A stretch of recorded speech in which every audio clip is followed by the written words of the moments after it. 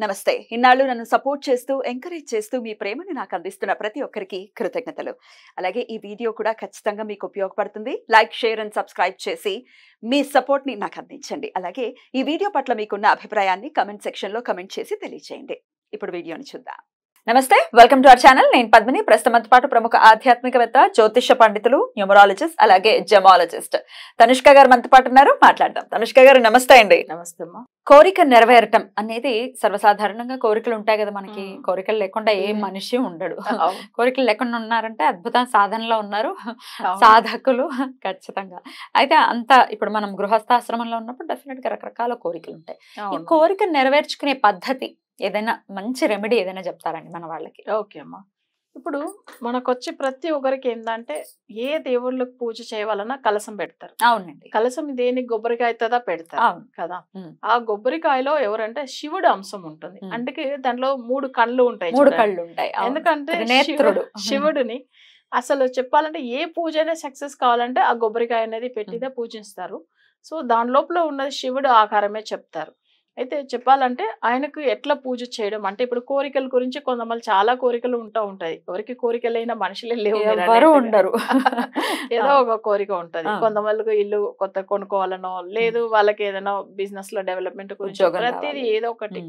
అయితే వీళ్ళు ఏం చేయవచ్చు అంటే కోరిక పెట్టుకునే వాళ్ళు అయితే ఫస్ట్ ఈయనకు వచ్చే టైమింగ్ ఉంటుంది. ఇప్పుడు మనం చేయాలంటే ఈ పూజ అంటే ఇప్పుడు కొబ్బరికాయ పెట్టుకుని చేసేదానికి 11 రోజులు పూజ చేసుకోవచ్చు.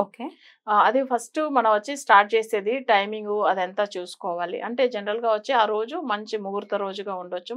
లేకపోతే జనరల్ గా మనం ఏంటంటే సోమవారం మొదలు పెట్టవచ్చు. సోమవారం మొదలు పెట్టి 11 రోజులు. ఎందుకంటే మన శివుడు అంశం కదా ఉంటాడు అసలు స్వామివారు అట్లా ఆ కొబ్బరికాయలో అనుకొని. సో మనం పూజించేటప్పుడు ఫస్ట్ ఏంటంటే ఒక కొబ్బరికాయ తీసుకోవాలి. తీసుకున్న తర్వాత పైన ఉన్నవి అంత పొట్టులాగా ఉంటాయి అవన్నీ తీసేయాలి. చూస్తే అసలు మనం ఎట్లా మనం అయ్యప్ప స్వామికి తీసుకెళ్తారు చూడండి, అంత మంచిగా ఆ కొబ్బరికాయని తీసుకొని తర్వాత దాంట్లో ఏంటంటే ఫస్ట్ వాటర్ తో ఫస్ట్ లైట్ అవి కడిగేసి దానిపైన పసుపు పౌడర్ అంటే పసుపుతో మంచిగా రబ్ చేసుకోవాలి.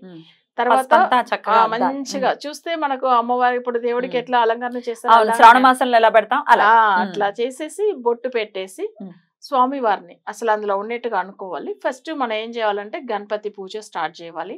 తర్వాత ఈయన ఒక కొబ్బరికాయను వచ్చి ఒక పీట పెట్టి పీట మీద ఒక ప్లేట్లో ఏంటంటే కొంచెం ఫుల్ గా బియ్యం పోసి దాని మీద ఆ కొబ్బరికాయ నిలబెట్టాలి. అంటే మనకు కొంచెం ఏంటంటే అప్పుడు గ్రిప్ గా ఉంటది. అది అంటే ఇది చెంబులో పెట్టడం కాదు, అవును ఇది పూజ గదిలో పెట్టాలి. అంటే పూజ అందరికి ఏముందంటే ఇది సెపరేట్ గా అంటే వేరే టైం మన ఇప్పుడు పూజ రూమ్ లోనే చేసుకునే పూజదా ఇది, బయటని కూడా కాదు. సో ఇవి మన ఏంటంటే నిత్య పూజలు మామూలు మీరు ఎట్లయితే పీట వేసుకుని చేస్తారో అలానే పీట, దాని మీద ప్లేటు, దాంట్లో బియ్యం పోసేసి ఆ కొబ్బరికాయని రెడీ చేసుకుని బొట్టు పెట్టి దాంట్లో స్వామివారు ఉన్నట్టుగా ఆవాహనం చేసుకోవాలి. ఫస్ట్ మనం గణపతి పూజ, దాని తర్వాత స్వామివారిని మంచిగా అంటే శివ మంత్రం చదువుకోవచ్చము, లేకపోతే ఆయనకు శివ గాయత్రి చదువుకోవచ్చము, పంచాక్షరం ఓం నమ శివాయ. సో ఆ పంచాక్షర మంత్రం కూడా చదువుకోవచ్చు. చదువుకొని ఏం చేయొచ్చు అంటే 1 or 8 times లేదు ఒక 1/2 hour చదువుకుని ఆయనకు విడిగా అంటే బిల్వ పత్రాలతో అర్చన చేసి నెక్స్ట్ ఏంటంటే కోరిక పెట్టుకోవాలి.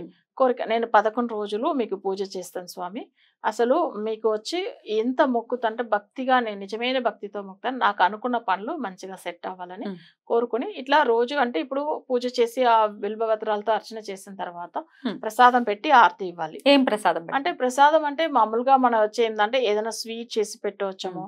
తర్వాత ఆయనకు తెలుసా అసలు చాలా అంటే మనకు కొంతమంది ఏం చేస్తారంటే పెద్ద పెద్ద ప్రసాదాలు ఒక 5, 6 అట్లా చేయాలని కూడా లేదు. ఆయన ఏది పెట్టినా ఇష్టంతో తీసుకునేవాడు శివుడు కదా. సో అందుకని ఏదో వాళ్ళకి వీలైన స్వీట్, లేదు డ్రై ఫ్రూట్స్, లేదా అరటిపండు, బెల్లము, సో ఏది పెట్టినా పర్వాలేదు. ప్రసాదం ఒకటి పెట్టి ఆరతి ఇచ్చేసి తర్వాత ఆయనకి ఏంటంటే మొక్కు అంటే మనం మొక్కుంటాం కదా, ఈ కొబ్బరికాయ పెట్టి 11 రోజులు మొక్కాలి. అంటే ఆ ప్రసాదం మళ్ళీ ఇంట్లో ఉండే వాళ్ళే తీసుకోవచ్చు. ఇది నెక్స్ట్ డే కూడా ఏం చేయాలంటే సేమ్ ఇలానే గణపతి పూజ, తర్వాత కొబ్బరికాయకి బిల్వపత్రాలతో అర్చన. అయితే రోజు ఆయనకు వచ్చి ఆ పసుపు కుంకుమ పెట్టేది కదా, ఫస్ట్ డే పెట్టి పెట్టేస్తాం. నెక్స్ట్ మళ్ళీ ఏంటంటే కొబ్బరికాయ పూజ అంత తొందరగా ఫలితం ఇస్తుంది. సో ఇలా పెట్టి మొక్కుతూ రావాలి. ఇలా 11 రోజులు అయిన తర్వాత వాళ్ళ కోరిక ఏదైతే నెరవేరుతుందో దగ్గర ఏదన్నా అసలు వాళ్ళ కోరిక అయిన తర్వాత తీసుకెళ్లి అవి సముద్రంలో తీసుకెళ్లి కలిపేవాళ్ళం. ఎందుకంటే మనకు సముద్రంలోనే కలపాలి, కలిపితే మంచిది అనమాట. మన పనులు మంచిగా అయింది. సో వెళ్ళాల్సిందే. అవును. మా దగ్గర సముద్రం లేదండి, మేము అంటే కొన్ని రోజులు వెళ్ళే కావాలి, వెళ్ళి తీసుకెళ్లి కలపాలి ఎప్పుడు వాళ్ళ పనులు అయిన తర్వాత. అలాగే ఇంట్లో పెట్టేయచ్చా? అట్లనే 11 రోజులు అయిన తర్వాత తీసి ఒక చిన్నగా ఏదైనా బాక్స్ లాగా పెట్టి సేఫ్ గా పెట్టి పెట్టాలి. సో అవి పనులు అయిన తర్వాత తీసుకెళ్లి కలిపేవాలి. అయితే అంత భక్తిగా మొక్కాలి, ఎందుకంటే కొబ్బరికాయకి చాలా పవర్ ఎక్కువ ఉంటుంది. అసలు చెప్పాలంటే చాలా మంది పూజలు తమిళనాడులో మీకు తెలిసే ఉంటది, అంటే సూరతేంగా అని అంటారు తమిళ్లో దాన్ని. ఎందుకంటే స్వామి వారు గణపతికి కొడతారు చూడండి. వాళ్ళకి ఏ దిష్టి ఉన్నా, నర దిష్టి ఉంటానో లేదు కొన్ని పనులు కార్య విఘ్నం అవుతూ ఉంటుందన్నో వాళ్ళు ఏం చేస్తారంటే గణపతికి మొక్కుంటారు. అంటే 108 కొబ్బరికాయ కొడతాను మొక్కున్న వాళ్ళు ఉంటారు. సో అది దాన్ని సూరతేంగా అని అంటారు. ఆ టెంపుల్ ముందుగా పూజించేసి ఏం చేస్తారంటే అక్కడ తీసుకెళ్లి కొడతారు. సో ఇవి జరుగుతుంది, అది ఎప్పట్లో కాలంలోంచే ఉంది. అంటే ఆ కొబ్బరికాయ కొట్టడం వల్ల వాళ్ళ సమస్యలంతా తొలగిపోతుంది అనేసి. సో ఇట్లా కూడా చేయవచ్చు, కొబ్బరికాయతో చేసేది అంత పవర్ఫుల్. అది వినాయకుడికి చేసేది ఉంటుంది. అయితే నేను చెప్పేది ఇంట్లోనే పెట్టి ఈ పూజ చేయడం ఏమైతుందంటే వాళ్ళు అనుకున్న పనులు తొందరగా సెట్ అవుతుంది. సో ఇది ఎవరైతే కోరుకుని కూడా చేయవచ్చు. అంటే చాలా మందికి విష్ణుమూర్తి మొక్కుతున్నాము, మళ్ళీ శివుడిని మొక్కవచ్చు అంటే మీరు విష్ణు ఆకారంగా కూడా మొక్కవచ్చు. మనకు కావాల్సిన దేవుడు విష్ణుమూర్తిగా కూడా చేయొచ్చు. అంటే హరి శివుడు రెండు ఒకటే, వాళ్ళిద్దరికి భేదం ఏమిటి? అది చూస్తే అసలు ఎవరు అనుగ్రహం పొందరు కదా, శివకేశవులకి భేదం అనేది లేదు, అందుకే ఇద్దరు ఒక్కటే అనుకోండి. సో అందుకే మనం మొక్కేది మీకు ఏ ఇష్టమో, అసలు విష్ణువుగా మొక్కోవచ్చు లేదు శివుడిగా మొక్కోవచ్చు, కానీ భక్తి ఉండాలంతే. సో మంచిగా చేయండి, తప్పకుండా అయితే ఎవరైనా కానీ సమస్యల నుంచి బయటపడతారు. అద్భుతం. అయితే మధ్యలో మాత్రం అడ్డు రాకూడదు కదా మేడం? రాకూడదు. 11 రోజులు మనం పూజించేప్పుడు బ్రహ్మచర్యం పాటించాలి, నాన్ వెజ్ తినకూడదు. అంటే ఎవరైనా చనిపోతున్నా వేరే ఏదైనా ఉంటే అట్లాంటిది అది చేయవచ్చు.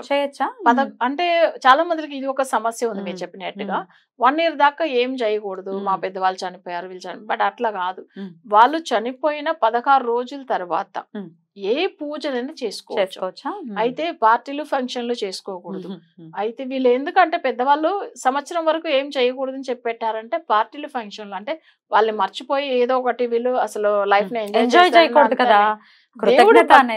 దేవుడు భక్తి ఉండొచ్చము, దేవుడికి పూజలు చేయవల్ల, అప్పుడుదా వాళ్ళ ఇంట్లో చనిపోయిన ఒక ఆత్మ కూడా శాంతిస్తుంది.